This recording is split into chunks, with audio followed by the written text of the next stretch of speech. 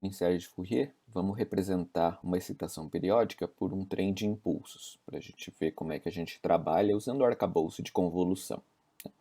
Então, nós vamos utilizar um circuito RC como sistema.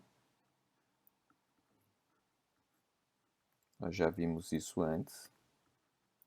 Um capacitor, um resistor, uma excitação, fonte de tensão,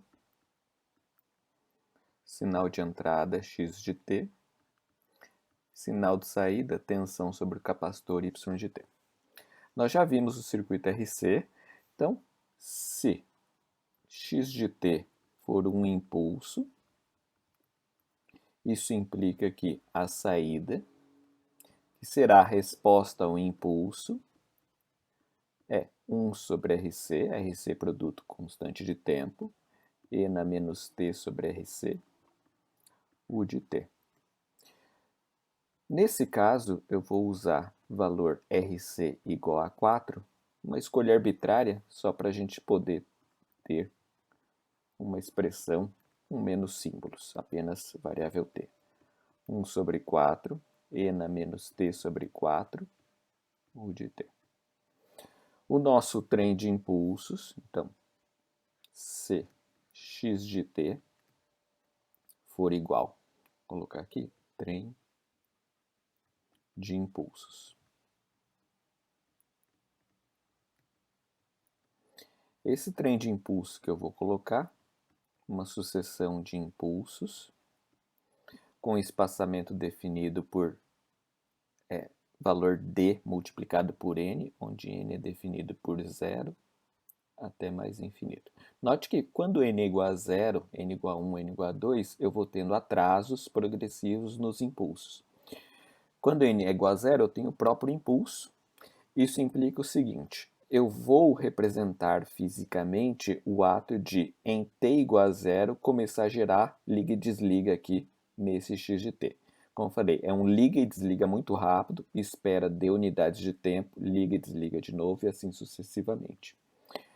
Então, novamente, para termos valores numéricos, eu vou assumir esse d igual a 4. O valor arbitrário é o fato de ter escolhido valores iguais aqui, não altera em nada.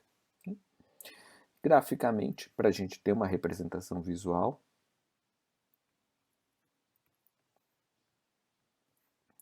em t igual a 0 eu tenho um impulso, em t igual a d eu tenho outro impulso, em 2d outro impulso, em 3d outro impulso, e assim sucessivamente. Eu não tenho impulso para t negativo, tá? Por conta deste n igual a 0.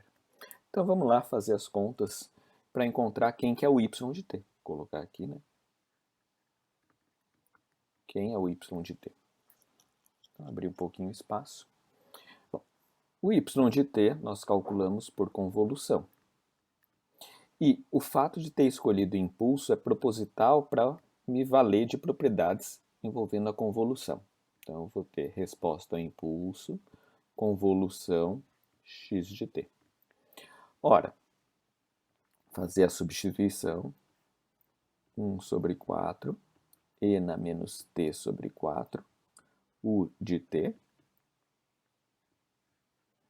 convolução somatório de impulsos, n igual a 0 até mais infinito, delta t menos 4n. E note, como eu tenho uma convolução com uma soma de sinais, eu posso reescrever isso 1/4 e na menos t sobre 4, U de t. Só colocar aqui. Já que eu tenho convolução com um somatório, eu vou fazer somatório de convoluções.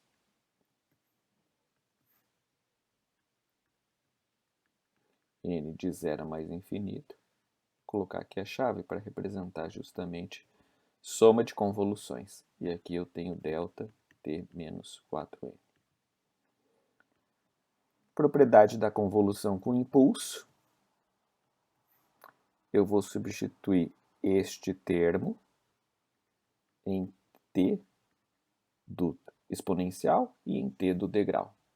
Então fica simples obter o y de t, que é um somatório n igual a zero até mais infinito, 1/4, poderia sair para fora do somatório, e na menos t menos 4n dividido por 4, u de t menos 4n. Então note, o resultado é simples, é fácil de operar. Vou só fazer uma correção aqui para facilitar a visualização. Menos 4n. Então o resultado é simples, usando a propriedade do impulso. Esse foi um dos motivadores de usar o trem de impulso. O problema é que eu não percebo aqui a utilidade desse d. Se eu aumentar d ou diminuir d, de 4 para 2, de 4 para 8, eu vou simplesmente mudar este termo, mas eu não consigo ter sensibilidade do efeito disso sobre um circuito como o RC. Então o que a gente vai fazer agora é o seguinte. Vou usar um outro sinal periódico clássico na sua forma exponencial complexa, e na mais j ômega t. Não tem degrau. Então veja, por relação de Euler,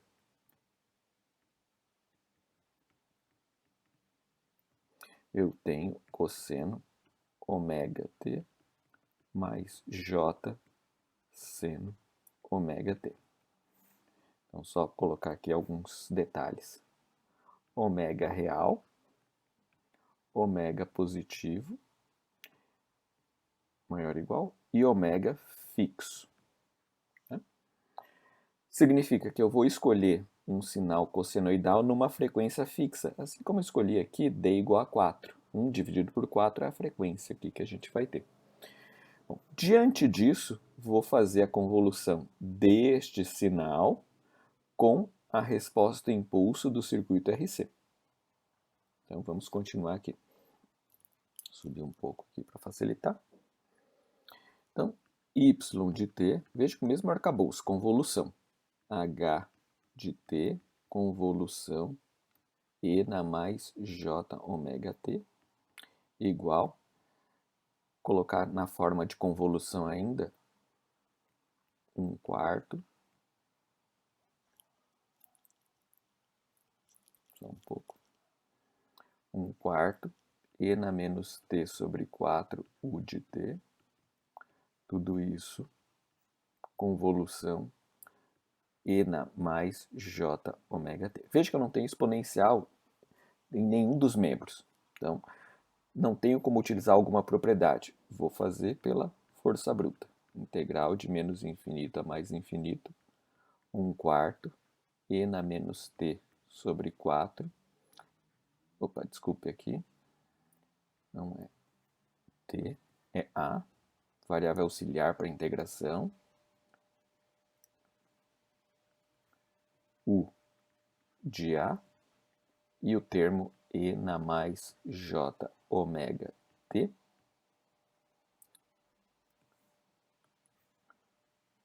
T menos a dA.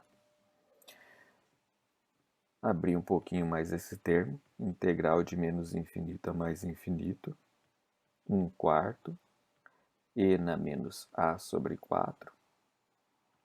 UA. E na mais j ômega t.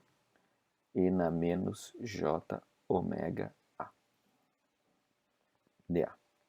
Eu costumo usar ômega maiúsculo, mas você pode usar ômega minúsculo sem problema nenhum. Bom, eu expandi aqui todos os exponenciais porque eu consigo verificar rapidamente que 1/4 é constante e esse termo é constante perante a integração. Então, posso tirar para fora do integral.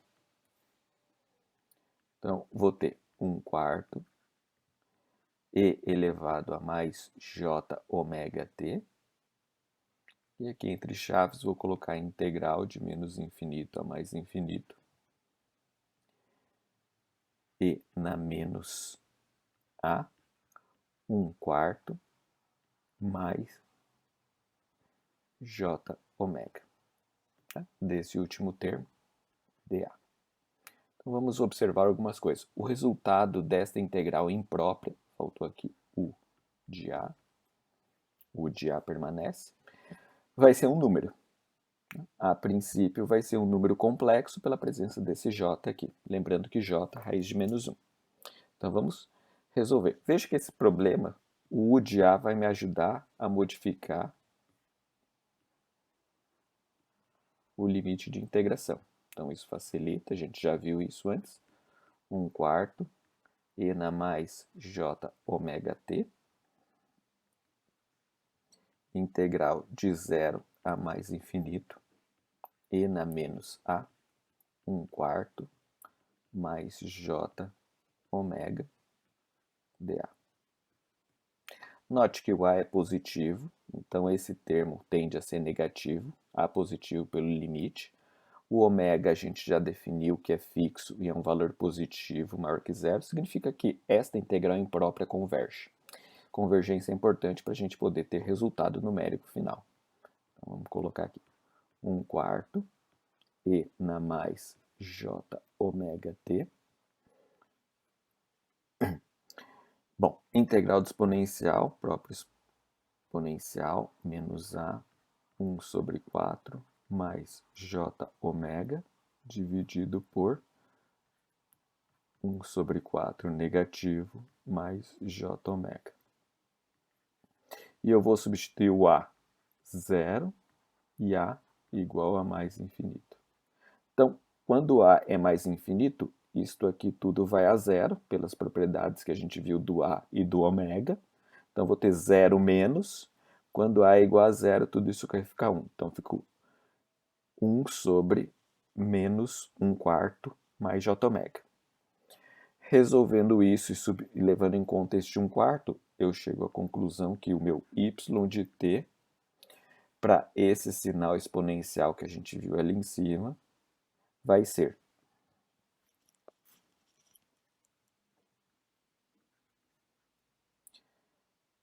1 dividido por 1 mais 4 j ômega e na mais j ômega t. Vou colocar aqui só para reforçar para x de t igual a e na mais j ômega t. Bom, algumas peculiaridades desse resultado. Primeiro, este termo aqui é complexo, sempre. Note aqui a presença do x de t.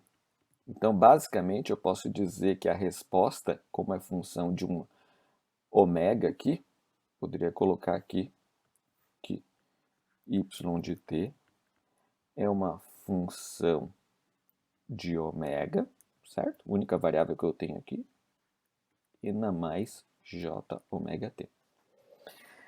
Toda vez que eu tenho, bom, só repetindo, e f de ômega, neste caso, não f de ômega, desculpe, y de t é f de ômega multiplicada por x de t. Então, note, eu tenho um número complexo multiplicando a própria entrada para gerar a saída. Toda vez que eu encontro isto, este termo e na mais j ômega t, e esse aqui, é uma autofunção, lembrando de autovalor e autovetor, e esse termo f ômega, representado por esse termo em colchete, é o seu autovalor associado. Lembrando tudo isso do que? De álgebra linear. Só para a gente reforçar o que a gente já viu anteriormente, em álgebra linear no caso, como isso está ligado ao que a gente está vendo aqui, que é uma análise fasorial. Este termo vai ser um fasor posteriormente. Então vamos ver o que esse resultado implica, lembrando do circuito elétrico que a gente tinha. Então, nosso circuito RC, eu aplico entrada X e obtenho saída Y. Esse é o resultado dessa relação. Bom, vamos chutar alguns valores de ômega, porque frequência é a parte importante. Então vamos imaginar ômega igual a zero. Isso implica que eu tenho aqui x de t igual a 1. Quando eu tenho x de t igual a 1, o que eu vou ter neste termo entre colchetes, quando eu substituo ômega igual a 0, é f de ômega ou o valor 1. Isso implica em y de t igual a 1. E x de t igual a 1 é outra forma de escrever cosseno de 0t mais j seno de 0t. Então veja, eu tenho um sinal que oscila na frequência 0. Estou carregando aqui um termo cossenoidal também, mas vamos ver no circuito. Quando o sinal é constante, depois de muito tempo, o capacitor acaba copiando, eu não tenho mais corrente no resistor. Ora, isso aqui é exatamente o que este fasor aqui está me indicando. Outra observação. Se eu tivesse utilizado uma frequência ômega que fosse para infinito, significa que eu teria esses termos indo a infinito. Teria aqui E na J ômega infinito. Ou seja, imagine que o sinal vibra numa frequência muito rápida. Tão rápida que o capacitor não consegue se carregar. Porque quando eu estou com uma polaridade positiva e o capacitor está começando a seguir nessa direção, eu já mudo para polaridade negativa pela velocidade. Então o capacitor não tem condições de alcançar a tensão de entrada da entrada do circuito. Isso implica em, vamos só observar rapidamente aqui no termo. Quando ômega é infinito, esse termo do denominador é um termo complexo, imaginário puro, muito alto. Então, a grosso modo, é como se eu tivesse y de t, colocar um aproximado, 1 sobre j infinito, x de t. Ora, esse termo aqui tem magnitude zero. Se ele tem magnitude zero, isso implica que y de t é zero. Vou colocar aproximado para a gente manter a relação.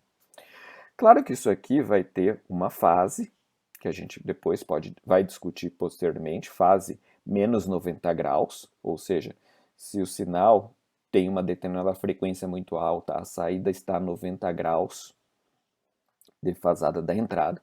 São coisas também nós já sabemos do circuito. Mas a evidência fundamental é que o fasor que nós vimos em circuitos elétricos é obtido diretamente quando eu faço uma excitação do tipo exponencial complexa. Vou colocar aqui para x de t igual a e na mais j ômega t. Lembrando, esse ômega, apesar de eu ter feito como uma função, ele é fixo. Eu vou escolher uma frequência do sinal de entrada, vou excitar o circuito e medir. Mas eu tenho condições pela expressão para extrapolar, para saber para qualquer outra frequência qual o comportamento. Então, um resultado que nos evidencia o que em magnitude e fase o circuito atuará sobre o sinal de entrada para produzir o sinal de saída.